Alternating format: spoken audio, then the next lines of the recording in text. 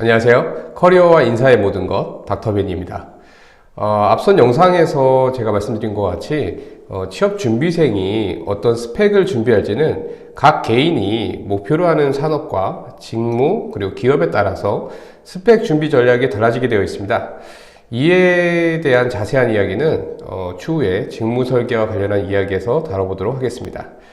이 영상을 보시는 대부분의 구독자들께서는 취업 준비를 이제 막 시작하셨거나 아니면 이미 취업 시장에서 많은 불합격을 경험해 보았을 거라 생각됩니다. 좀 취업 시장의 쓴맛을 많이 보신 분들이 있을 수도 있겠죠. 그러므로 한정적인 시간 내에서 자신의 스펙을 최대한 업그레이드하는 것이 목표이고 그러한 노력들이 성공적인 취업에 긍정적인 영향을 미치기를 그렇게 원하실 것 같습니다. 지금부터 저와 함께 스펙을 어떻게 준비해 나가야 하는지 그것에 대해서 고민을 함께 하는 시간들을 갖도록 하겠습니다. 보통은 6개월 이내에 짧은 기간 동안 이루어지는 스펙 준비를 할 경우 우리가 가장 경계해야 할 부분은 남들도 하니까 나도 한다라는 식의 스펙 쌓기입니다. 토익 점수가 그러하고 그 한자 시험, 중국어 시험, 봉사활동이나 공모전 등 우리가 다양한 그런 스펙 활동을 하는데 이러한 스펙들이 취업에 필요하지 않다고 주장한 것은 절대 아닙니다. 다만 자신들의 커리어 설계와 동일한 방향성을 가지고 있는지 우리가 항상 염두하고 고민을 해야 한다는 것이죠. 취업 목표에 맞는 스펙들을 우리가 구성하고 준비했을 때 시기적으로도 질적으로도 높은 수준의 스펙을 만들 수 있게 됩니다. 즉 직무에 직접적인 연관도 없는 다양한 스펙을 만드는 것보단 직무 연계성이 높고 그런 스펙들을 좀 선택적으로 우리가 정해서 집중한 전략을 사용해야 한다는 것이죠. 특정 직무로의 우리가 입사를 준비하는 그 취업 준비생들은 필요한 스펙들이 보통 한두 가지는 아닙니다. 서너 가지가 넘죠. 그래서 우리는 스펙 준비에 대한 멀티 능력을 좀 필요로 하게 됩니다. 한 번에 하나씩 준비해서는 시간이 안 된다는 거죠. 이런 상황임에도 불구하고 대부분의 취업 준비생들이 한 가지씩 집중하려는 경향을 좀 보이긴 합니다. 토익 점수를 먼저 맞추고 그 다음에 한국사 자격증을 취득하고 그 이후에 이제 유통관리사를 취득한다든지, 그러니까 한 고개를 넘어서 계속 하나씩 이렇게 하려고 하는 그런 습관을 좀 가지고 있죠. 절대 동시에 하지 않는 것들, 이런 태도들 때문에 이런 것들을 또 선택과 집중이라고 혼자서 이제 이야기하는 경우가 많은데 이건 선택과 집중이 아닙니다. 위에서 언급한 제가 이런 이야기들, 선택과 집중에 대한 불필요한 스펙에 대해서 우리가 신경을 쓰지 말라는 것이지 하나만 선택해서 하라는 건 결코 아니죠. 많은 취업준비생들이 멀티플레이 전략이 아닌 제가 앞서 말씀드린 단계별 전략을 사용을 하려는 경향을 많이 가지고 있습니다. 토익 점수가 목표 수준으로 완성되어야 다음 단계인 인턴십이든 그런 스펙들을 준비하는 방식처럼 말이죠. 그러다 보니까 그 취업 준비 시간이 대부분 공백 기간으로 이제 넘어가는 경우가 많습니다. 그래서 공백 기간은 점점 늘어나게 되고 스펙 준비라는 이 마음이 좀 안정감이 생기게 되죠. 그래서 구직 불안감이 좀 그 당시에 좀 없어지기 때문에 구직 활동을 열심히 하려고 하는 그런 성향, 우리가 구직 동기라고 하는 것들도 상당히 낮아질 수밖에 없는 겁니다. 구직에 대한 열정이 조금 나태해지거나 아니면은 신경 안 쓰게 되는 것이죠. 취업은 단지 최종 합격이라는 하나의 선을 넘어가야 하는 것은 아닙니다.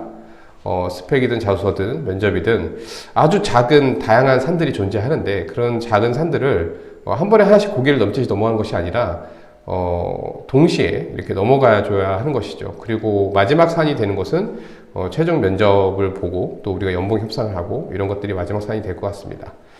제가 컨설팅을 하면서 이 스펙 쌓기나 이런 일명 우리가 취업 준비하는데 좀 어려움을 겪고 있는 학생들이 많아요. 그래서 그런 친구들을 보면 제가 간혹 일정을 이제 좀 계획을 많이 해주는 편인데 이건 제가 샘플로 저기 화면에 보이시는 것처럼 조금 만들어 봤습니다. 물론 이것보다 훨씬 더 디테일하고 30분 단위로 이제 계획이 되어 있거든요. 그래서 일단 여기에 필요하신 분들은 필요한 스펙들이 이제 토익이나 토스 또는 인턴십, 공모전이라고 우리가 전제를 해놓고 그 가정 하에 제가 이제 계획표를 좀 만들어 봤습니다.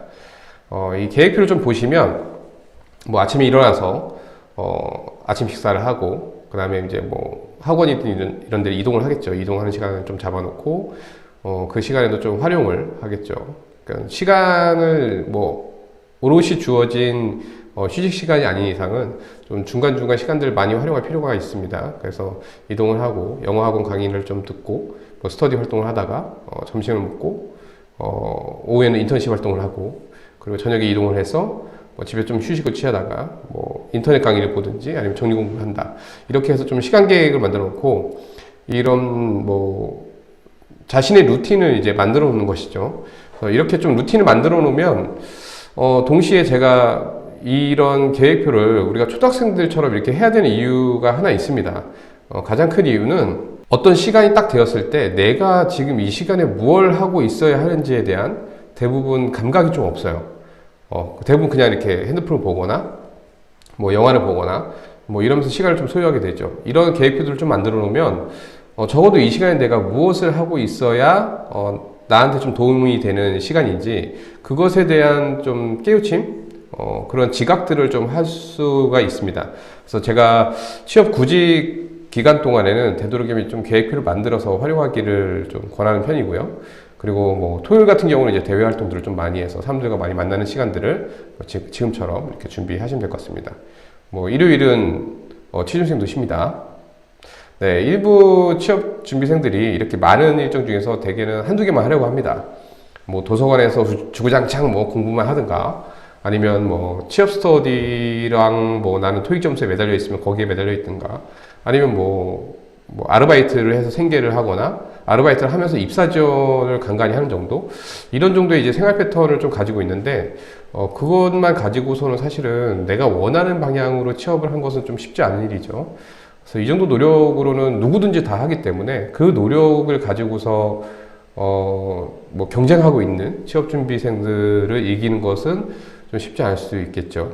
왜냐하면 지금 제가 이렇게 일정표를 보여드린 것처럼 이렇게 좀 되게 열심히 하는 친구들이 분명히 있기 때문에 그 친구들이 분명 그런 취업 시장에서는 좋은 결과를 얻을 확률이 높을 것 같습니다. 그래서 결론적으로 좀 얘기를 하자면 여러분들이 부러워할 만한 그런 좀 다양한 스펙을 가진 친구들은 제가 제시한 일정보다 훨씬 더 많은 일을 실질적으로 해내고 있고, 때때로는 그런 친구들을 보면서 또 이제 제가 자극을 받을 정도로 좀 이 친구는 정말 대단하구나, 이런 친구들이 상당히 많습니다. 그래서 그런 분들을 경쟁자로 생각하신다면 좀 분발해야 될 필요성이 있겠죠. 무조건 다양한 스펙보다 목표 직무에 좀 집중화된 그런 여러 가지 스펙을 준비한다는 것이 좋은 것이지, 뭐 이제는 제가 더 이상 뭐 강조하지 않아도 지금 보시는 분들은 다 이해했으리라 생각합니다. 어학 점수에 대한 가이드라인을 제가 이전 영상에서 제시를 해드린 적이 있습니다. 자신이 목표로 하는 어학 점수가 좀 과도한 수준이 아닌지 좀 개인적으로 확인들을 해보시기 바라고요. 3개월에서 6개월 정도의 기간을 통해서 중장기적으로 올릴 수 있는 이 어학 점수를 좀 목표로 삼는 것이 좋습니다. 물론 어학 공부에 이제 집중을 많은 시간을 보내라는 것은 절대 아닙니다. 하루에 한 3시간 이내에 또는 뭐 짜투리 시간들을 아까 이제 일정표에서 보여드린 것처럼 짜투리 시간을 잘 활용을 해서 그렇게 좀 준비를 하시면 될 것 같습니다. 만약 대기업 공채나 우리가 해외 영업직이라든지 수출 중심의 기업에 좀 지원을 하는 것이라면 어학 점수의 가이드라인 이상의 그런 점수들을 확보해야 될 필요성은 분명히 있습니다. 반대로 어학 능력이 그렇게 중요하지 않은 직무나 그런 기업들을 목표로 하고 있다면 좀 노력은 열심히 하되, 그렇다고 해서 특정 수준을 넘어섰는데 그거에 대해서 얽매일 필요는 크게 없을 것 같습니다.